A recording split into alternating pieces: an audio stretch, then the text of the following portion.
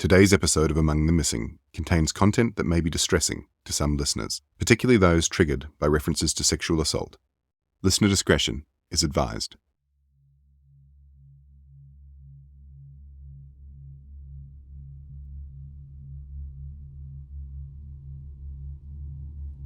Making big changes in your life is never easy.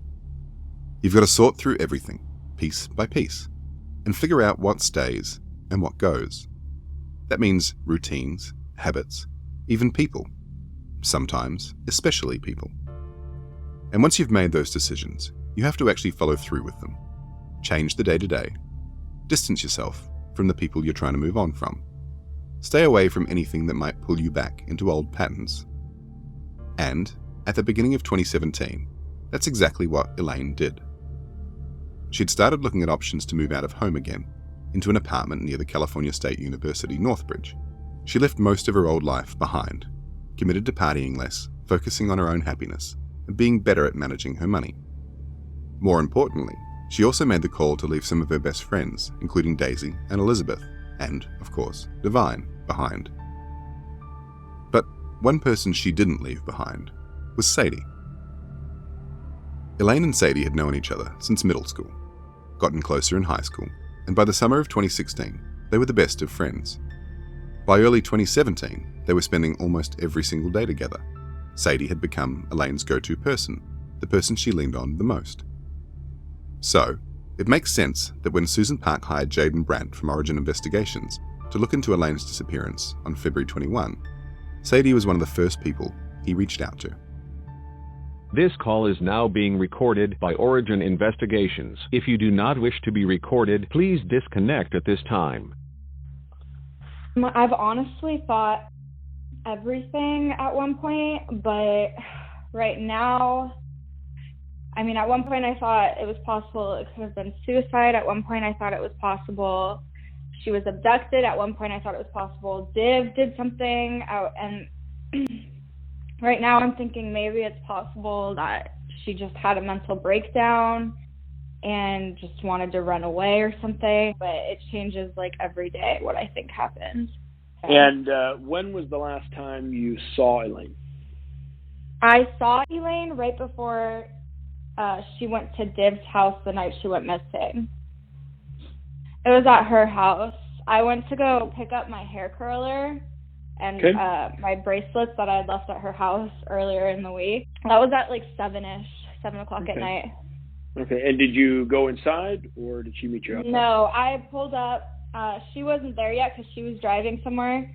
So I pulled up to her house, and she wasn't there, so I called her, and she was like, oh, yeah, I'm going to be there in like 1 minute. So I waited for her. She pulled up, got out of her car, went inside, got my curler and my bracelet, and then handed them to me, and then she got back in her car. And I drove away, and then she drove away. Do you know where she was coming from? She told me she was driving around LA. So I think it was right after she went to go pick up money from her dad. Okay. Did she tell you where she was going when she left? No, she didn't say anything. And how was she acting? How did she seem? She was acting different. Like, I thought maybe she was like mad at me or something, because the night before she'd called me like 15 times and texted me 8 times and I didn't pick up. So obviously now I know that's not, there was something else going on, obviously. But at the time, like, she was acting a little bit different. Did she tell you why did you ever find out why she was trying to reach you the night before? No, I didn't. Okay. Do you have any idea? I think it was because she wanted to go out that night to go to this party. What party was that? It wasn't a party, but it was like a kickback in Glendora at one of our friends' house. Did you know if she ended up going? Yeah, she did end up going. Okay. By herself, which was weird too, because she normally wouldn't go by herself, but she did. Okay. So then she drove off, and how did you know? You said that she left and you saw her right before she went to Div's. Did she tell you that she was going to Div's?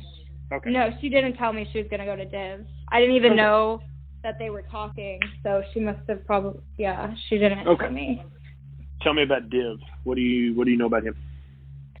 I've met him once him. I was kind of like drinking that night, so I don't really remember meeting him, but I don't really know him. I never talked to him after that night. Just based off the things like Elaine would say about him, I just feel like he didn't seem like a very nice guy to her. Like, he didn't treat her very well. In what way? What did she tell you?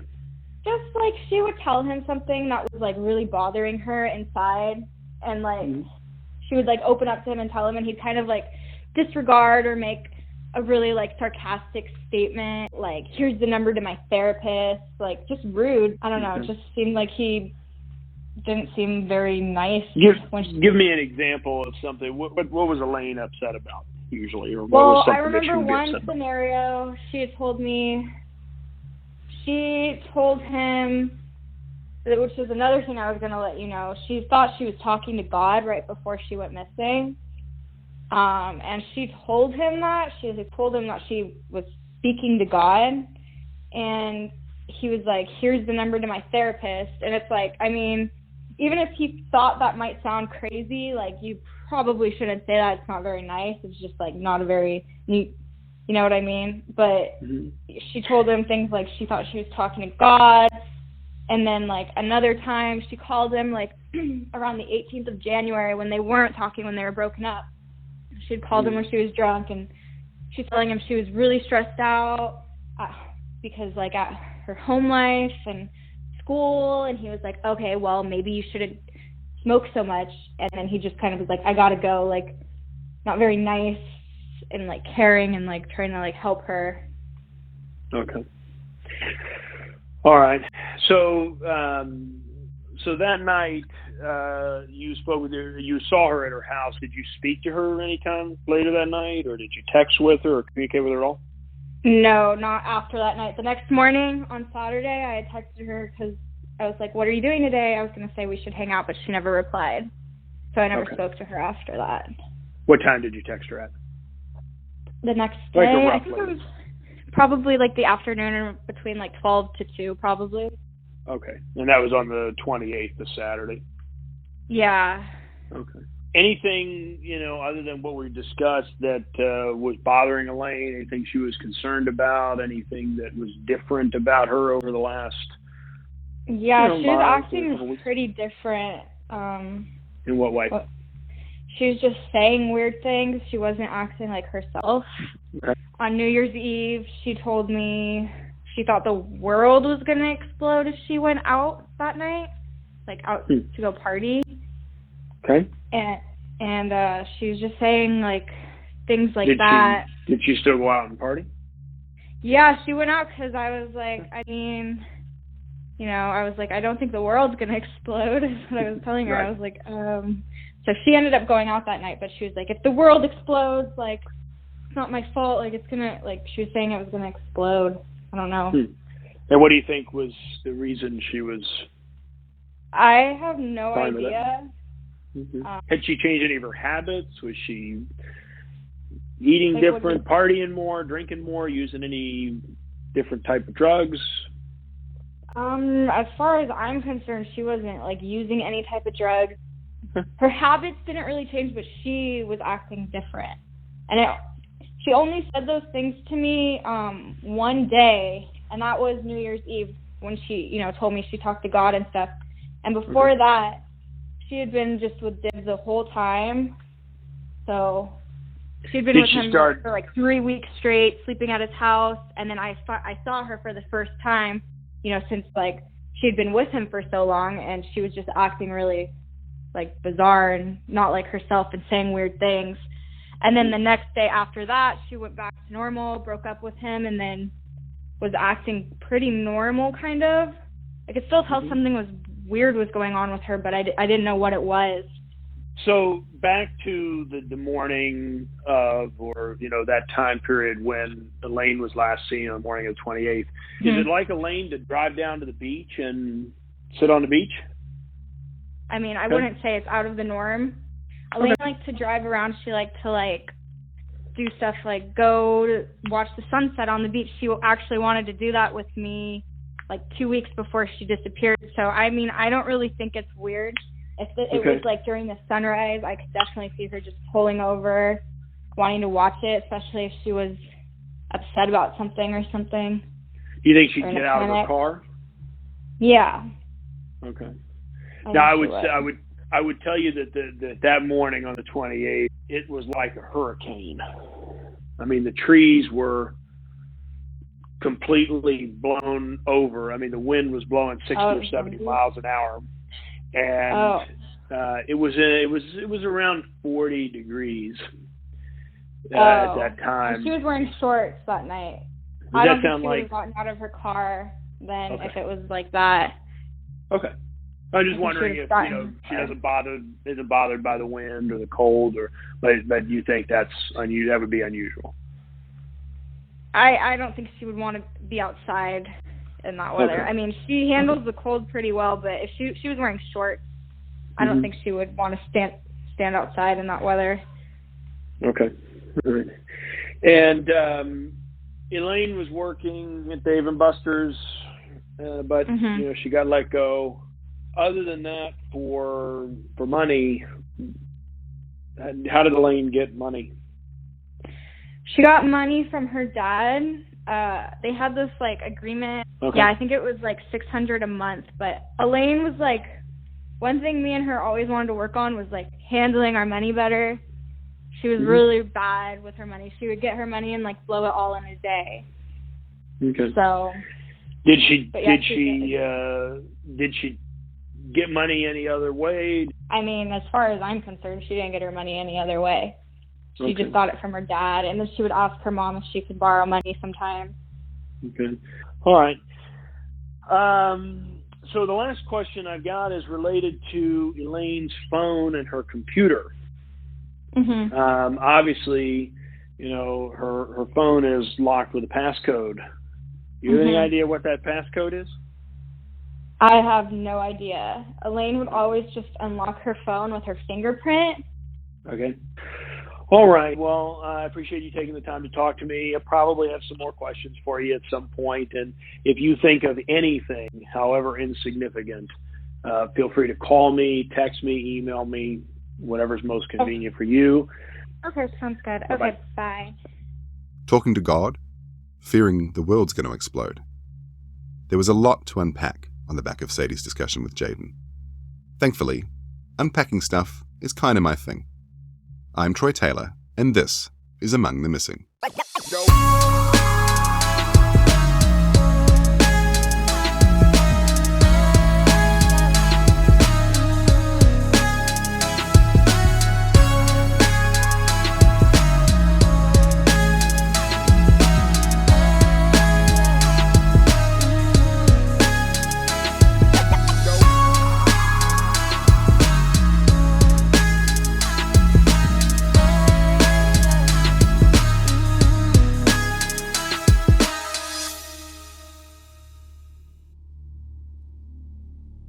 There was definitely something going on with Elaine on the Friday, the day before she disappeared. She was flustered, and both Sadie and Divine said she was acting a little out of character. Divine first called her at 11:45 a.m. that day. They spoke for around 5 minutes, and at some point during the call, he asked her to come and pick him up in Calabasas, take him to LA, and then head back to his place so they could hang out. It might not sound like much on the surface, but when you actually map that out, it's a big ask. Including her trip home, we're talking close to 145 miles of driving. That's about 230 kilometers. That's nearly half a tank of gas and, based on where she was traveling, around 4.5 hours on the road. And here's the thing, Elaine didn't really have the money for that. Her bank balance that day was negative $16.90. That's why she had to ask Susan to quick pay her $20. Without it, there was no way she'd have been able to buy gas to even get out to see Divine, let alone taxi him around. When that came through, it bumped her account back into the black, but only barely. She had a positive balance of $3. Somewhere between 1:20 p.m. and when she picked up $50 in cash from her dad Ray at around 5 p.m., she went to the 76 station near her house and filled her car. That cost around $29 and sent her account right back into overdraft, this time down to negative $26.31. She and Divine had made plans to go to the movies that night, and since her bank account was in the red again, she needed actual cash. which is why she picked up the cash from her dad. And to circle back around on something again, because I do think it's important, right up until her last message to Susan at 9:05 p.m, Elaine was telling her she'd pay her back that same night. With her bank account in overdraft, the only way that was possible was if she planned to use the cash from Ray to do so, which tells us pretty clearly Elaine had no plans of staying the night at Devine's. Something happened that night to make her change her mind. The rest of the day, before showing up at Devine's house at 8:37 p.m, is a little fuzzy. We don't really know what she was doing. There's not a lot to go on. Sadie says she was driving around LA, which lines up with her trip to the gas station, over to Ray's office in downtown LA, and then back home to give Sadie her curler and bracelet. Outside of that, we know she was home at around 7:20 a.m. that morning, listening to music on her laptop, and that she and Devine were messaging each other back and forth for a lot of the day, with most of those messages coming from Devine, checking on how far away she was. And we know she finally left for Devine's at around 7:15 p.m. Based on her phone records, it looks like she was home for the vast majority of the day, right up until around 4 p.m, when she had to leave to collect the cash from Ray. Sadie says Elaine tried to call her 15 times and text her 8 times the night before, on the Thursday night, in an effort to get Sadie to come with her to a kickback in Glendora. The phone records do back up some of that. Sadie says she felt something was off with Elaine that night, but reading through their text messages, things seem pretty casual. Elaine was asking Sadie what she was doing, if she wanted to hang out, and when Sadie didn't reply, Elaine sent her an angry face emoji. It doesn't look like they ended up connecting that night, but Sadie says Elaine did go to the party in Glendora on her own. I haven't come across anything to actually verify that. There's nothing at all in any of her communications to suggest she did. I know she did go to the same place on Wednesday night, but she went with both Sadie and Emily that time. Sadie also mentions that Elaine wasn't great with money, and, to be honest, that is an understatement. She was terrible with money. Her bank account was almost always in overdraft. She had a debt with one of those payday loan places who lend you out a chunk of cash and then are forever piling on so much interest you never have any chance of paying back the principal. She owed money to PayPal, to the courts for unpaid parking and speeding fines, for a fine related to driving without insurance. She had debt collectors chasing her, and she was frequently borrowing money from Susan and sometimes from her friends. It's worth thinking about how much stress that kind of financial mess can create. And from her text with Susan, it's pretty clear it was stressing her out. Big time. Because anxiety like that can really weigh on a person and, potentially, impact their mental health.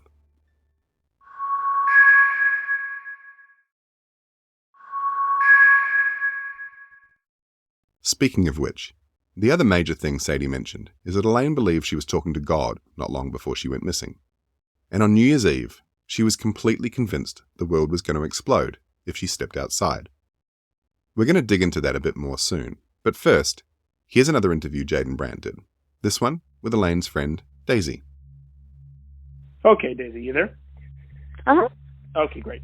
So I just want to start with the obvious question is, what do you think is going on? When her dad had contacted me, he was asking me, like, oh, have you seen Elaine or stuff like that? And I told him that I hadn't seen her. And at first, I didn't think nothing much about it.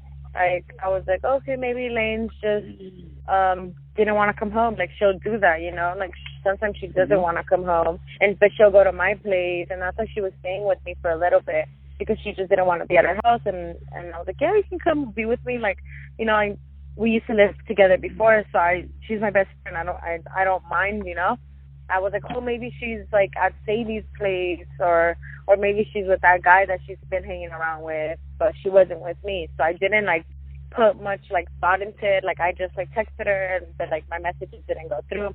So then her dad like keeps calling me, and he would like, so that's when I started worrying. I was like, okay, like she's not even answering my phone calls. Like, where could she like be?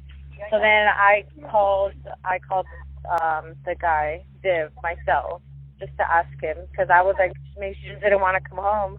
But then he had told me that she had left, and that was the last time he had seen her. And that's when I started like worrying about it. Like, no, because at first I did think she had gone. She had gone up just because she wanted to. She'll do that sometimes. But the weird thing is like, she didn't say anything. She'll say something. She'll call me like, hey, I'm about to do something crazy. Like, every time she'll always call me, like, and tell me something like that, you know? And then she would never leave her laptop. Her laptop is like, if something ever would have happened to the laptop, she would like cry. I don't know, like, but she wouldn't leave it.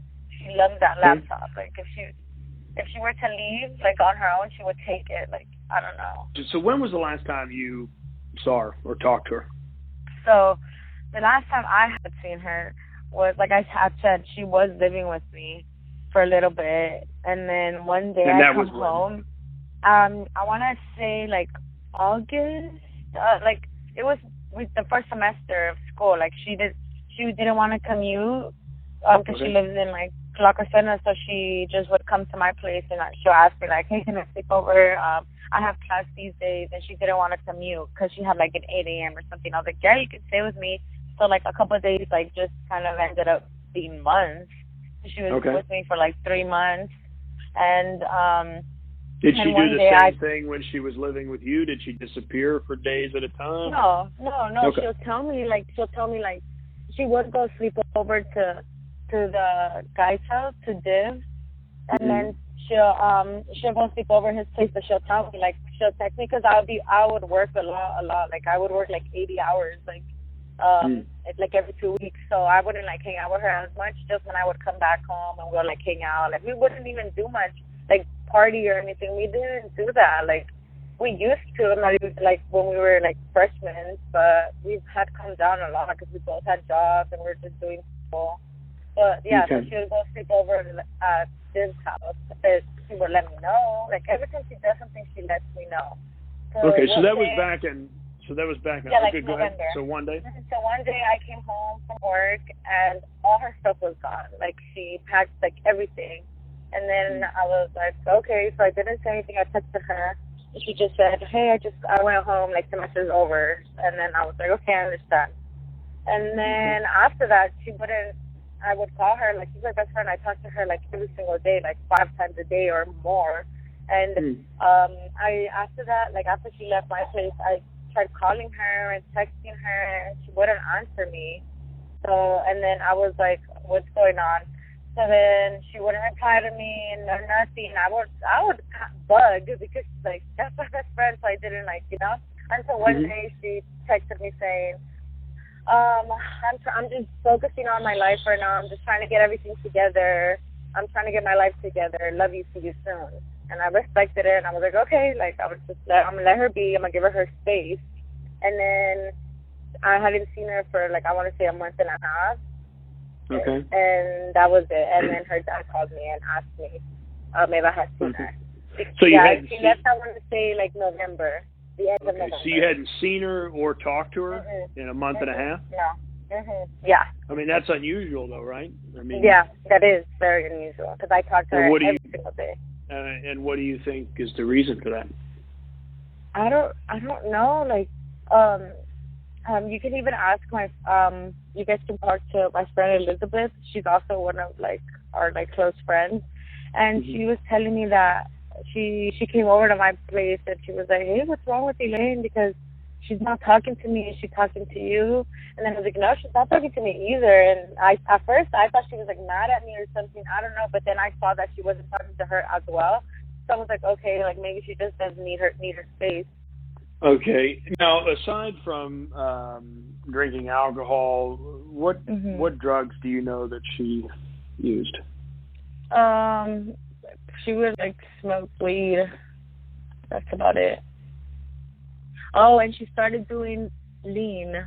She started doing lean because of that of Div. Her and him would always do that. I don't know, what is it? What's like the right term for it? It's promethazine, codeine, I think. Yeah, that's what she started doing that. And that was something that Div was into. Yeah, they would do that together. She would always tell me. All right. So what you know of the morning that she was last seen, what do you make of that? I don't know. I think it's strange. Yeah, well, because I called Div. I called Viv to hear it for myself because I needed to know, like, what had happened because Sadie and Emily didn't want to call him.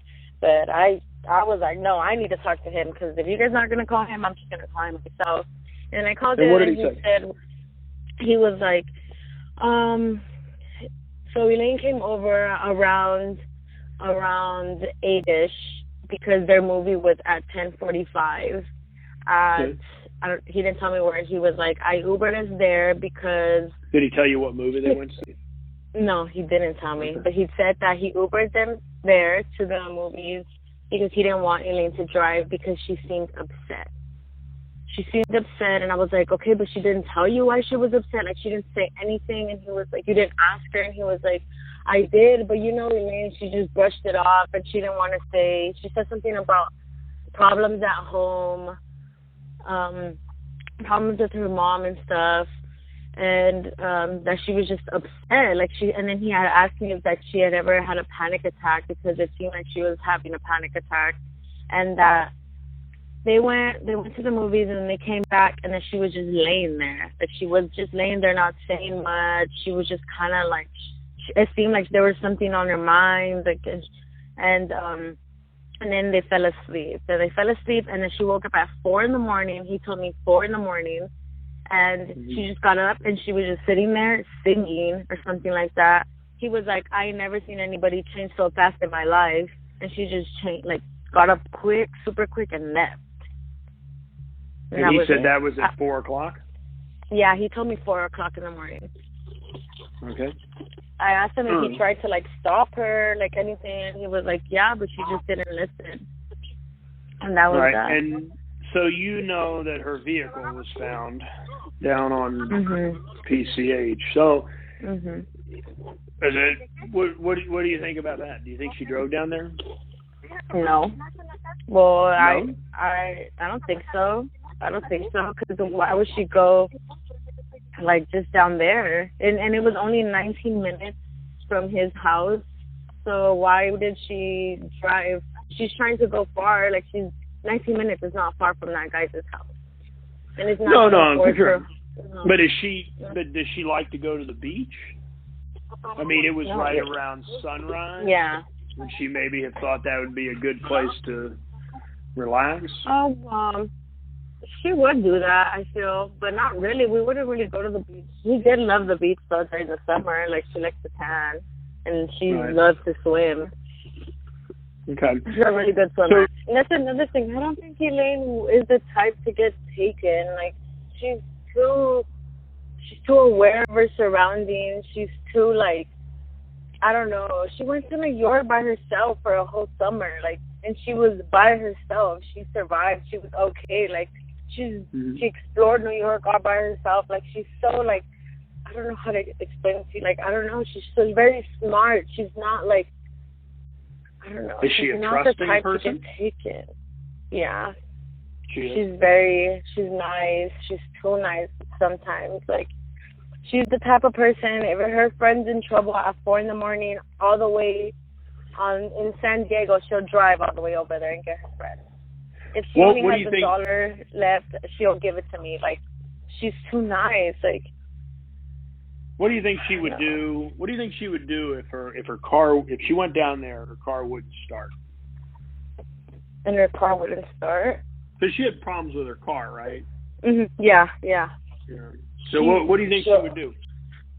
She'll walk until she'll find somebody to come and help her. She'll always do that. Like, sometimes, just anybody. She'll just go up to them. Okay. Because, like, that's what happens sometimes. Like, when she'll go pick me up, one time her car didn't start, and she just went up to, like, everybody and asked them to come jumpstart her car. Okay. All right. And let me ask you one other question, and that relates to Elaine's phone and her computer. Okay. I know that, or at least Elaine's mother indicated that you tried some codes on her phone. And you thought maybe it would be, and none of them worked. So, those were just codes that you had thought to try, or those were things that you had seen her be the code? I knew her code. I did know it. She would always give it to me. Like, even my thumb works on her phone. Like, that's how close we were. Okay. I knew everything.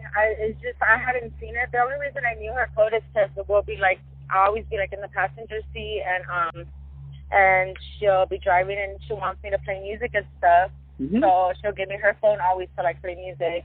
And I never remembered it. Like, she would always tell me and I never remembered it. So at some point she just got annoyed and she was like, just put your thumb. Like, just put your thumb. Okay. It'll be a lot easier. And my thumb works on it. I don't know if she took it off or anything.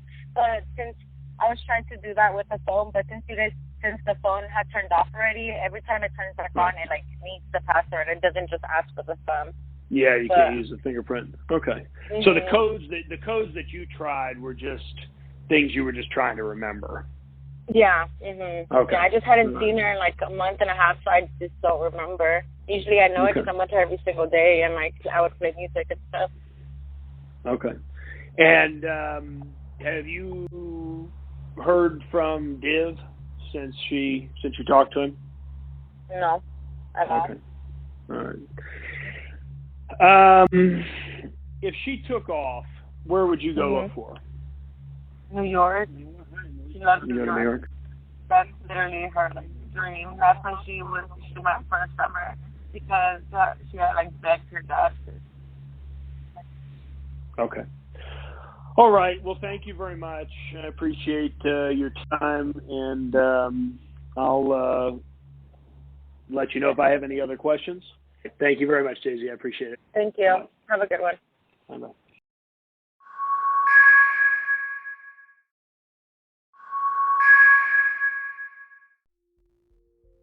Just like in Jaden's interview with Sadie, there's a lot to look at there. But the first thing has to be where Elaine's mental health was at around the time she went missing. It seems like there was a lot going on for Elaine on New Year's Eve 2016. She told Sadie she genuinely believed the world would end if she left the house that night, and she told both Sadie and Divine that she'd started speaking directly to God. But there was also someone else she messaged that day about how she was feeling. Someone I don't think anyone would have expected her to be discussing those things with. Bubba, her tattoo artist. At 8:54 p.m, Elaine messaged Bubba, "Hey Bubba." He responded almost immediately, "Hey you." Elaine says, "I'm feeling stuck and it's been the most frustrating thing. Who I want to be surrounded by tonight? I don't know who to turn to. I should just be with good people and friends that care about me. But I also want to be with my guy. I don't know if it's puppy love, and I don't want to end up getting hurt by choosing to be with him." Bubba asks her outright, "Do you think he's going to hurt you?" And she says, "To be honest, I know he's not perfect, but no." And Bubba replies, "Then go kick it with him." That's the end of their exchange for that night, and we know Elaine didn't take his advice. She ended up going out with Sadie and Emily. But what's interesting about their chat is that it's clear that Elaine didn't feel like there were many people in her world to turn to. Most of Elaine's messages with Bubba are around scheduling appointments to get tattoos done, and eventually agreeing to a date where Elaine had money.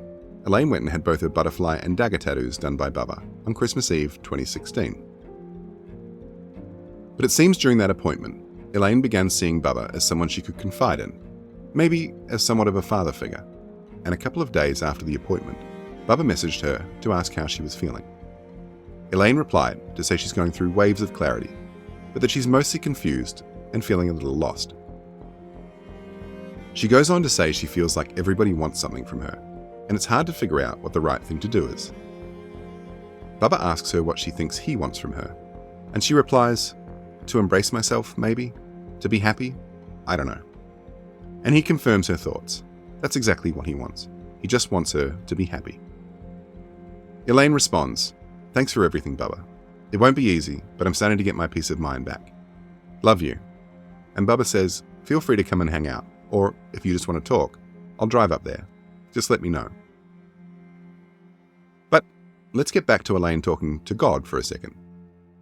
Elaine was religious. At one point, she and Susan had even talked about maybe going to church together. So the idea that she was talking to God, well, there's nothing particularly unusual with that. But the idea that he was talking back, which is what Sadie seems to be getting at, that's a whole different thing. And adding to that this belief that the world was going to explode if she left the house that night, well, it all points to one thing, that there's every chance Elaine might have been in the middle of a serious mental health crisis. And you know what? Between what Sadie told Jaden and what Daisy told Jaden, I think I might have the answer to exactly what caused that.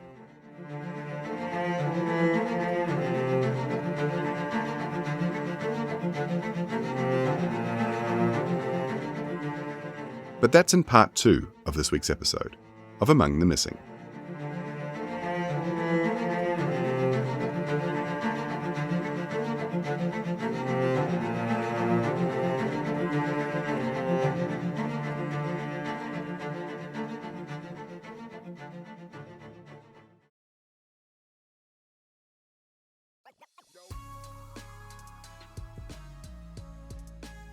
Thanks for listening to Among the Missing.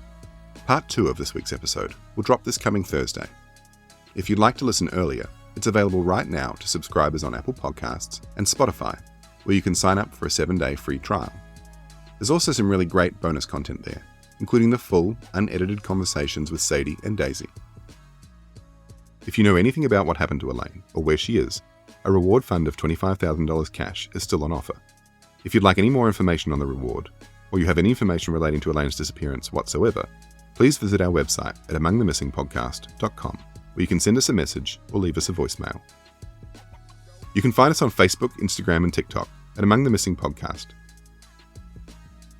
If you've got any questions you'd like to be addressed in our Q&A episodes, please visit our website at amongthemissingpodcast.com and either send us a message or leave us a voicemail. Among the Missing is a production of FTM Media, produced by Troy Taylor, Mark Tarulli, and Fred Scherzer.